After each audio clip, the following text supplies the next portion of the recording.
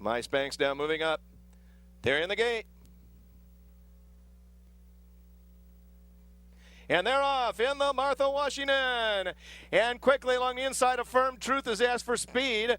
Rachel Alexandra right there, little hottie to the outside. At the rail, that is Peach Brew running in fourth.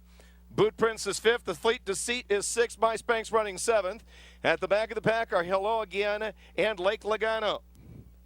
They're on the turn, and with the lead, it's a Firm Truth by 3/4. Rachel Alexandra is second.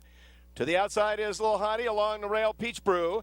Boot Prince is in between horses fifth, along with a Fleet Deceit and My Spanx. It's 3 lengths back then to Hello Again and Lake Logano. The opening quarter was run in 23 seconds, and they straighten for the run down the back stretch.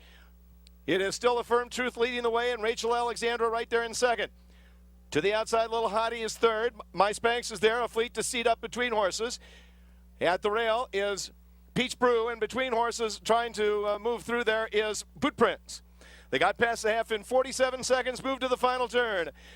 And still, a Firm Truth leads it. Rachel Alexandra stalking that lead now is going to move up to challenge. A Fleet Deceit moves to third. Along the inside is Peach Brew. To the outside is My Spanx. They're on the final turn, and there goes Rachel Alexandra, putting ahead in front of a Firm Truth after 3/4, 1:11 and 4. Here they come into the stretch of the Martha Washington, and it is Rachel Alexandra who strikes the lead. A Firm Truth is second. A Fleet Deceit is third. Peach Brew to the inside. Rachel Alexandra and Calvin Burrell just opening up at will with a 16th to go. It's a hand ride for Calvin and Rachel Alexandra.